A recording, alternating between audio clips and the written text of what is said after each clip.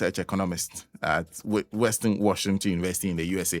We are speaking to him because what worries the global economy now is emanating from the US. Everything seems to be in the hands of the United States of America, especially their president. The moment he stops, I think they say kikri ninja kakra or something. So the moment he stops, the global economy resets because the products of all products fall automatically. The products of other things that needs that we all have that goes to the Strait of Hormuz will all just automatically go down, and that will affect the entire global economy. Now, he's joining us to talk to us about our media budget review, and perhaps from the angle of the biggest concern of the government. In fact, that's why I think the monetary policy rate was maintained yesterday. James, thank you very much, and good morning to you. Good morning. Pleasure to be here. Good morning to your cherished listeners as well. I'm guessing it will be, if it is morning there, it will be at dawn, no? Yeah, it's exactly 12:36 a.m. here right now.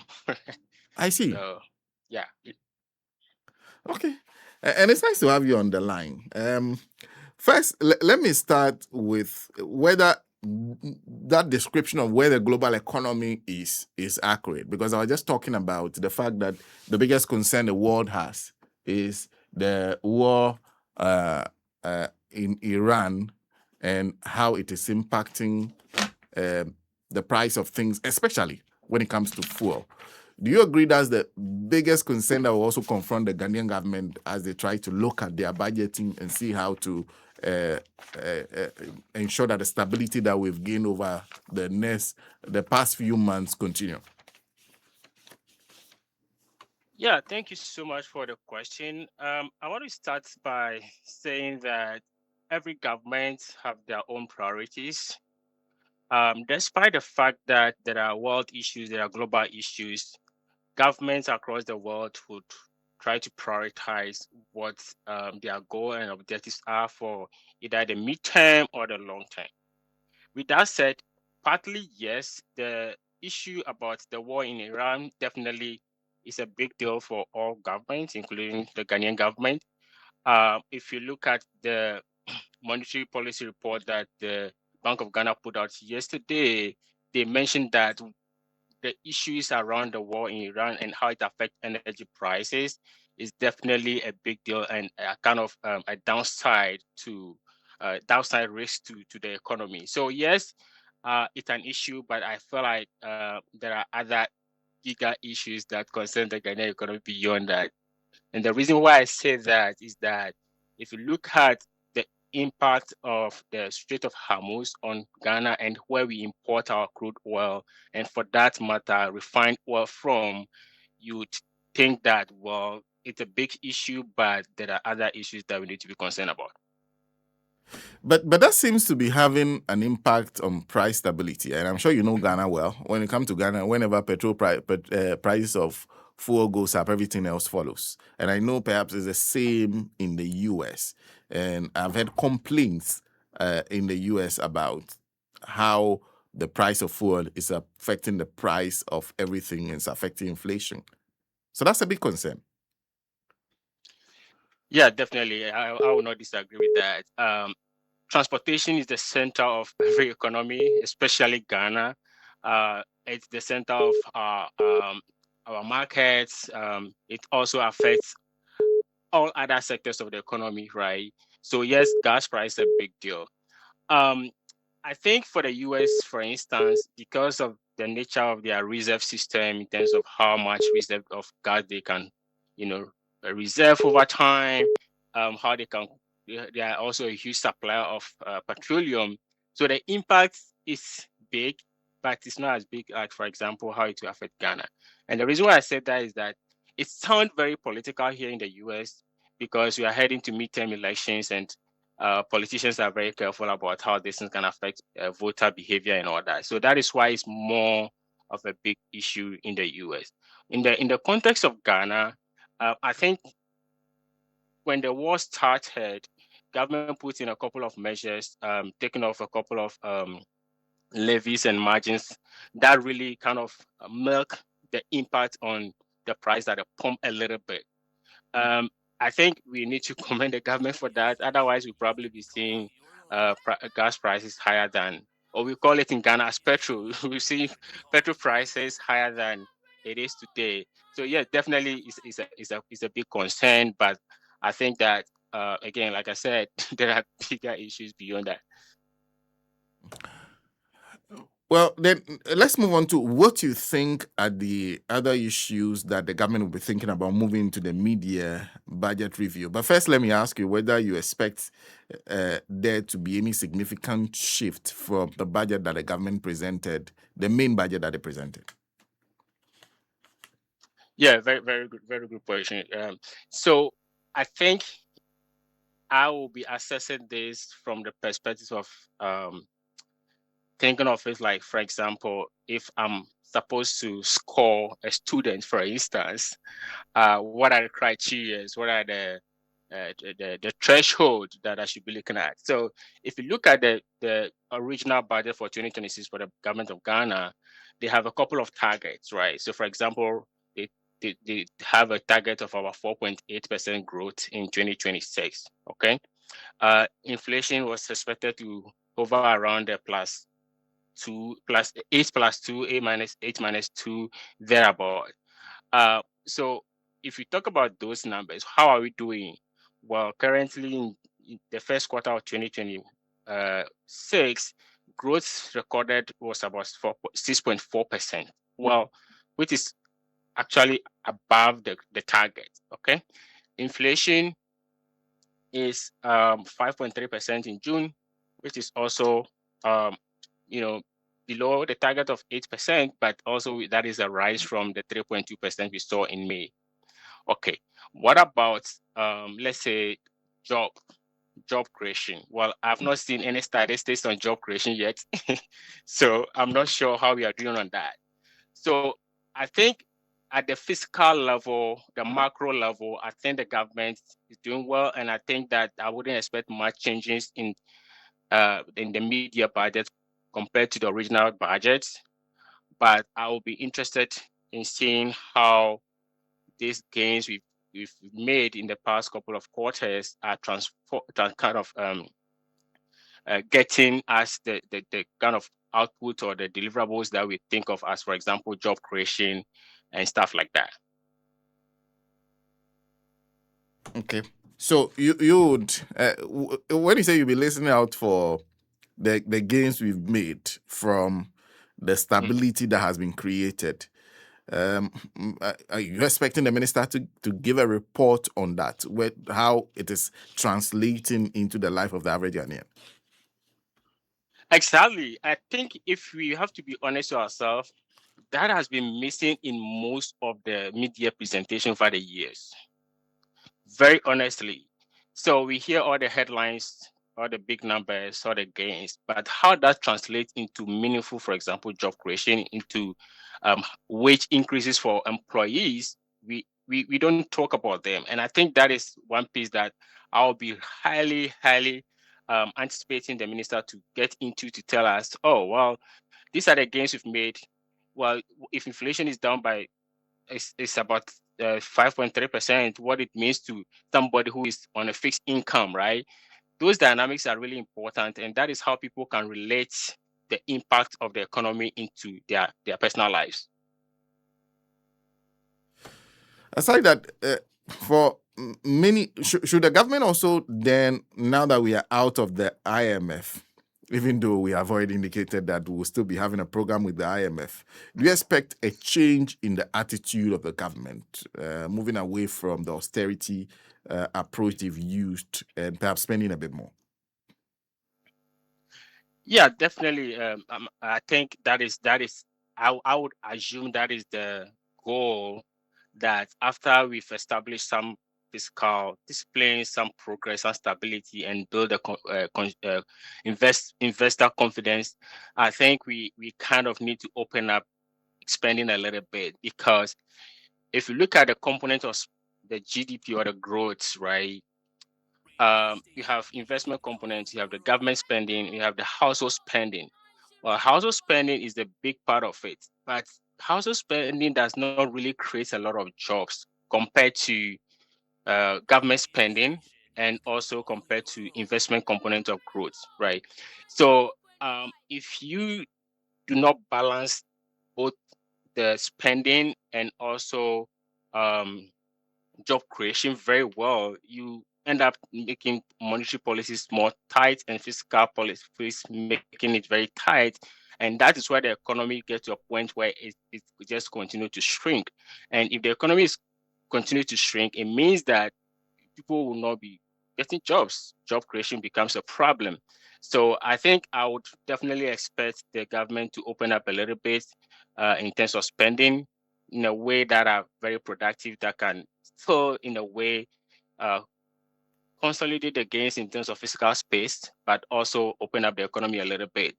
Uh, One thing I'll also add to that is that, spending doesn't just come, right? It has to come along with revenue. Because if you don't have the money you're spending just for spending sake, then there is a question mark about deficit and all that. And so I think combining a little bit of spending with revenue mobilization will get us towards a point where the government spending can open up the economy for job creation a little bit. And in terms of revenue, what would you like them to be looking at? Because I realize that this government has tended to shy away from imposing new levies and taxes. One of the things that they are trying to avoid at all costs. Yeah.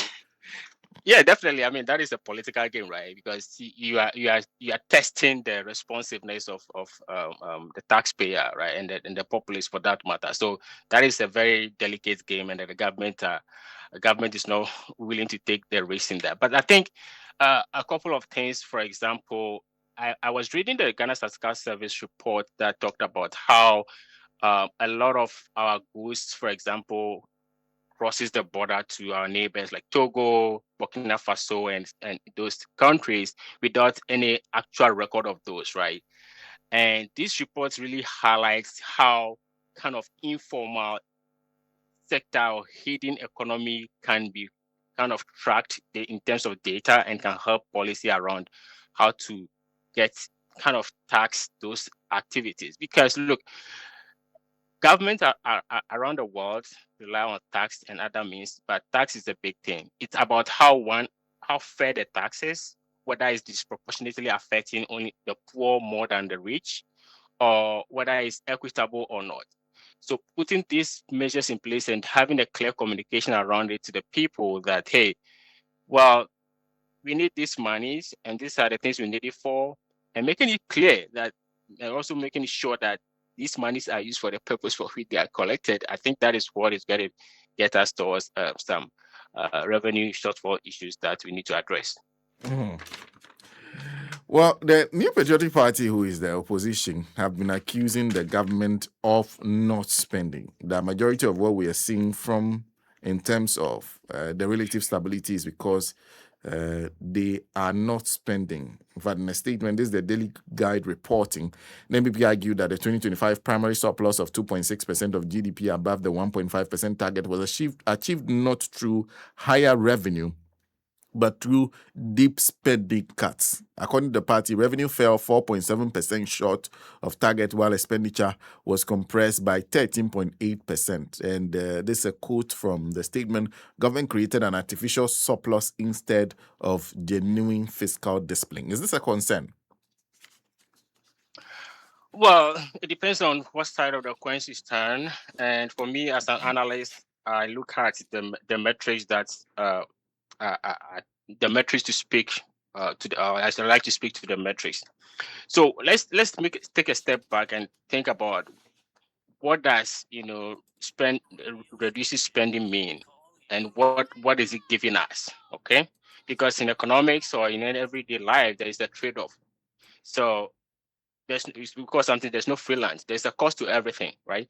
So if you decide to that you do not have enough money, and you keep spending, well, there are a couple of things that come along with that.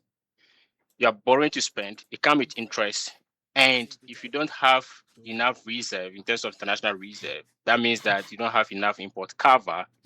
That affects your exchange rate badly. Okay. Now, if you affect your exchange rate badly, what it means is that you're going to be paying a lot in interest on those loans that you borrow. So, basic economic household level, you don't have enough money, you reduce your spending, try to boost your revenue. I do not see a lot or what is really wrong with that, except the fact that, yes, we need to expand a little bit to create jobs. So, again, it depends on which side of the coin you stand, but I think that it makes perfect sense to make sure we stabilize the economy in terms of debts that we are clearing, in terms of stable prices, and also in terms of stability of the exchange rates.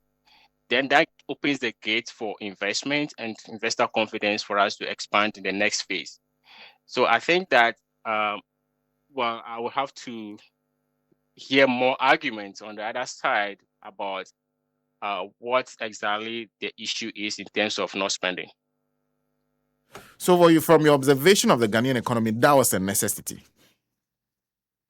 Yeah, definitely, because just think of it like you are in a big hole, right? You do not have anything to stand on. How can you come out? If you are in a big deficit and then you do not have anything to clear those deficits and stand up and build up, where are you heading towards? You keep borrowing and keep digging into the hole. That is basic analogy that I can relate that to. So I think that any government who take the bold step and say, hey, we need to fix these things, consolidate fiscal discipline, make sure we have stability in exchange rates. Okay, inflation is under control. And now our next phase is to focus on job and growth and expansion. I think make a perfect sense even at basic economic level. I see. So, for this media budget review, the focus should be on how the growth and the stability we are seeing translates into, you said, more revenue, job creation, and prosperity for the people. Absolutely. I like the way you summarize it. You're a very good listener. I like that. Yes, because that is the key. That is the key. So as we've discussed already, we kind of set the base now, right? So we need to move into the next gear, just like how you are driving. You start from a lower gear, move to the higher gear, and then you move on. So once you're in a flow, then things become easier. So you don't want to get into the flow and then still be in a lower gear, right? So, but you also want to make sure that you're thinking about safety and safety in terms of how the youth is coming along in terms of jobs and all that. Those are really, really important. So I can't agree with you with your summary more than that. There are those who are also looking forward to hearing from the government on the 24-hour economy program that they've instituted. For you, when you hear about that program, what do you think? Well, I think myself, I'm one of those who are really wanting to hear about the practical implementation of that policy. And the reason is that can be very evident in job creation if the 24-hour economy is really running. I've searched around, I've not seen numbers in terms of job creation yet, particularly from the 24-hour economy. I'm an economist and I go with numbers. Numbers do not lie. Okay. I'm still searching around. I've not seen numbers yet. So if we can produce stuff to show that, well, project ABC is producing XYZ amount of jobs, then we have a yardstick, we have a threshold to check the box to see how this is really affecting the targets. But as it stands now, maybe I'm not going to jump the gun. I'm going to wait and listen to the minister today and hear some more clarity on how the 24-hour economy is either already or will create jobs. Let me conclude on this note by asking, and I'm hoping that perhaps we'll have the opportunity of speaking to you subsequent to the mid-year budget review.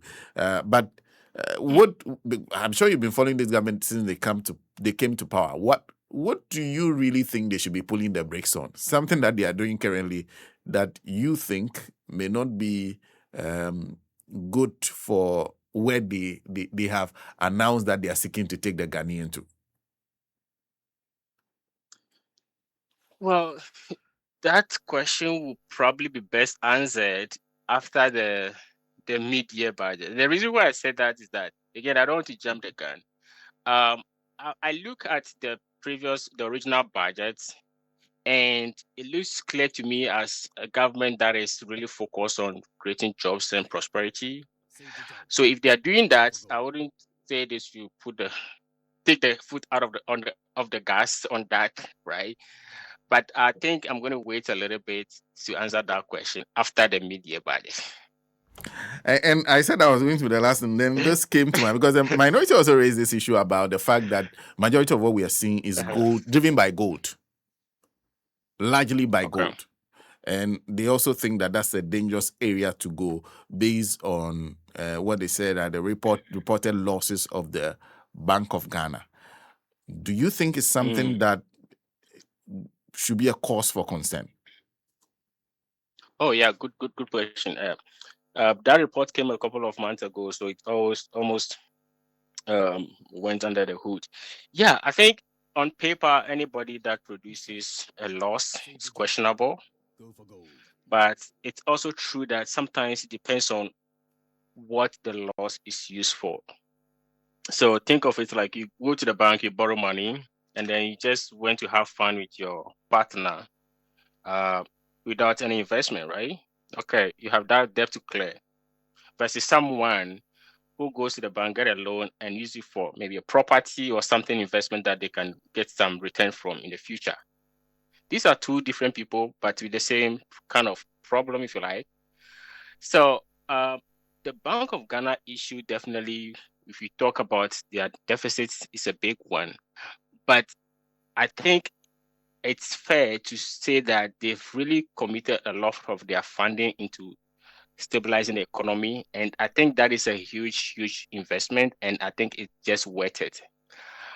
In terms of the volume of the deficit, I will be very surprised if that trend continue going forward, because I feel like this one is kind of initial cost, which is very high. But going forward, that kind of initial cost is going to be lower because of the gains that we've made. So yes, it's a concern, but given the fact that it's helped us to consolidate some of the gains we've made, I think in a positive way, to some extent, it's worth it. But then we hope that things will change going forward. I see. Well, I have to let you go, but you were telling me that you were listening to our discussion on the way we treat currencies in Ghana, coins especially. Ghana, we do not respect coins. Yeah. Because of their face value. Yes. That was very interesting to hear you guys talk about. Well, what are your views on that? Am I right when I say that it could be contributing to the inflation that we experience? No, 100%. 100%. That is why I like it so much, because think of it like the lady who gave the example where she wanted to use the restroom and then they were denying her because of the coins, right? Imagine that she was willing to offer the higher price for that service. That, hey, you don't want to take coins? Okay, I'll give you 10 cedis. Look at that, right? Well, I'm very confident that that service provider would have taken that money. Okay, all right. Well, then if you go to how we record the price of goods and services to calculate inflation, those are some of the things that go into it and say, hell, how much did you charge this last year, this time? So those things can really translate into the inflation figures we are seeing. So I totally agree that it can contribute to the inflation. I also like, I don't remember the names anyway, but one of your colleagues mentioned the point that we need education around these things. Yeah, that's my producer, Eric. That is really good. That is really powerful, because in addition to the education, we need enforcement. Because look, if you read about our currency, the cedi is a legal tender. you cannot reject a legal tender. Then what are you going to accept? Check? Check is not a legal tender. So if somebody is rejecting a legal tender, that is a pure violation of our constitution, and that has to be enforced. Probably people don't know, and that is why the education will be powerful and making it clear that these things you do not do it, just like you do not break any other law of our country. I see. And on the debate on what I'm avoiding using the crackdown because I see the police are being busy on the matter of TikTokers and the kind of things they are saying. I know the kind of liberties that people enjoy in the US. What do you think? Do you think it's a step in the right direction or the police needs to pull the brake? Well, I think we need to put some things in perspective. Look, there are comments that you make that are referred to as threats. Okay? If the comment is not a threat to somebody's life, I wouldn't be concerned. But if someone is making a threat to someone's life and we don't know what is behind whether the person is stepping on, you see, there's a saying that if a blind man says he's going to hit you, right, you know that he's stepping on a stone. I'm not sure I'm putting this right, but I think you understand, right? So if people are making threats against people's life, I think they just have to face the law. It's also very delicate, and it's also can be very political. So I would say the police will have to use their own judgment and just make sure that they are operating within the law, not under the influence of any higher powers. I think that should be the way to go. James, thank you. Thank you very much. Your surname is it Gbeda? Yeah, Gbeda. Gbeda. Okay, Gbeda. Yes. Gbeda. Gbeda. Yeah. Gbeda. Okay. James, thank you. Thank you for speaking to us. My pleasure. My pleasure. Nice having you guys. Thank you. James Gbeda is lead analyst and research economist, Western Washington University, USA. So join us all the way from the United States. Had to stay up for this. A big thank you to him. Taking us to 8:08 here in the studios of Radio Gold 90.5